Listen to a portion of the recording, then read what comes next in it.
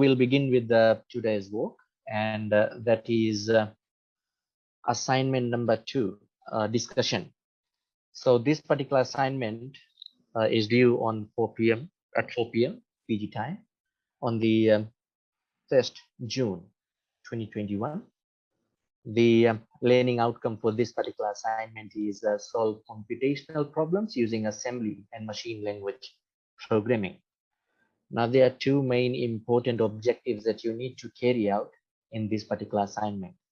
The first one is you need to modify the Wombat 1 computer to Wombat 2. Okay. There, when you modify, you'll be adding a stack, and you will add 2 machine instructions that will operate on stack. Then you need to add 2 more machine instructions known as the call and return machine instructions that will allow the subroutine calls. Right? Then the third one, the second objective that we have here in this particular assignment is that you need to test the machine that you have modified by writing an assembly language program to solve the problem of assignment number 1. And there is a requirement here that's given that there should be 3 subroutine calls, one to check for input, the second to calculate the function, and the third to print the results. I repeat that the problem that needs to be solved in here after you have modified your machine, using that modified machine, you need to solve the assignment 1 problem. Okay, you don't need to write machine language program. All you need to do is to write assembly language program. That is what the requirement for this particular assignment is. Now we'll go over to objective 1 and we'll discuss how do we go about adding a hardware module on the existing CPU simulator. So let's read the question first. Modify the Wombat 1 computer to Wombat 2 by adding stack. Then stack is a memory which has only one opening where the values are pushed into or popped from stack. The values pushed into the stack will settle down on top of the other value. So that is what happens. And then the last value pushed onto the stack will be the first one to come out. And similarly, the first value pushed into the stack will be the last one to come out of the stack. The stack basically has 2 operations that is used to push the values into the stack and to pop the values out of the stack. So to insert the values into the stack, it is the push operation, and to remove the values out of the stack, it is the pop operation that is basically used in here. So if you push in 3 values, let's say 1, 2, 3 into a stack, then when you output that means when you pop the values out of the stack, it would be in a reverse order, that is 3, 2, 1. It is all because stack has only one opening. It is just like a well, right? So the stack is basically used. For example, we have to push in these values, which is 1, 2, and 3.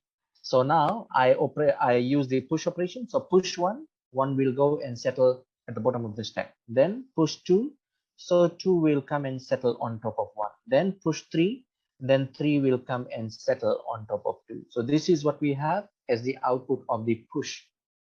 Then we have the pop operation. So when I pop the values, the first one that will be popped out would be 3 in that case, right? So pop, the first top element of the stack would be popped out. Then pop again. So the topmost element, which is 2 now, will be popped in that case. So 2. And then we have only one element remaining. If I apply the pop operation, then it will pop the value 1. So now you can see and compare that this is what we had as the input here, and this is what we have as the output. All right. So 1, 2, 3 was the input, and 3, 2, 1 was the output in here. Now, in order to implement a stack, we basically need a stack pointer register. So for example, we pushed in these values, right? 1, 2, 3.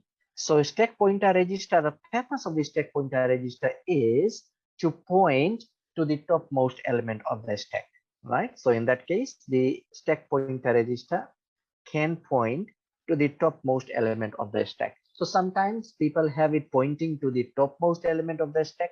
sometimes we have the stack pointer register point to the empty space on the stack. That is what we can have. We will be implementing the second one, which is the stack pointer register will be pointing to the empty space on the stack, right? So there is a space. These are memories. These you can think of that these are cells in here. Okay.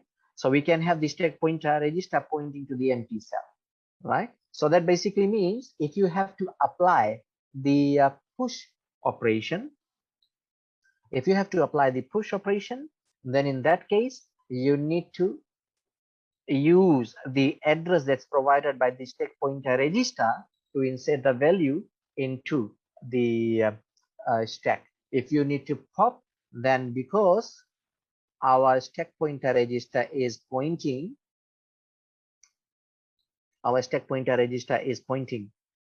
to this one empty slot, then we need to decrement it so that it points to this particular slot 3. So then you remove the value, right? So these are some of the operations that we'll be following. It's just I'm explaining how the stack memory and the operations on the stack memory, basically what it does, right? So that is what I was talking about. Now what we'll do is we will move on to the Wombat machine. All right. So I hope that you can see the CPU simulator. Right. So this is what an assembly language looks like. So as you can see that it has 3 main columns. So the first column that you see here, that is denoted as or named as labels.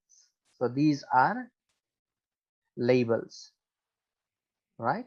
The second one that we have, which is read, JMPN, and the others, these are known as opcode, right? So these ones, they are known as opcode, which you already know, right? And then these ones that you see here, those are basically known as the operands, or you sometimes people say addresses as well. So this is the operands that we have. Okay, so these are the 3 components that's given in there. Now you should see the difference between the assembly language program and the machine language program. The difference here is that the assembly language program consists of symbolic names. Okay, so the assembly language program consists of symbolic names, and like read, JMP, add, store, these are symbolic names that is being used in here, right? And these are names of the machine instruction that we have for this Wombat machine currently.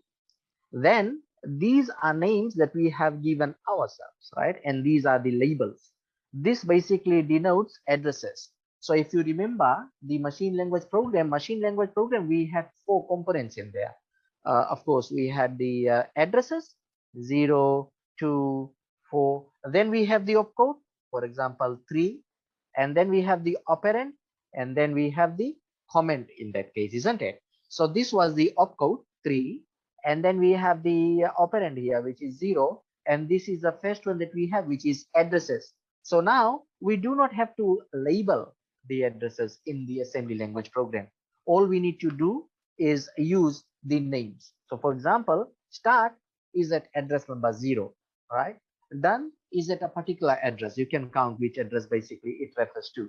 But we are using names in that case. So for example, read here, you might be wondering why read does not have an operand in that case, because as I have discussed in earlier lectures in the first half of the semester, that was way long,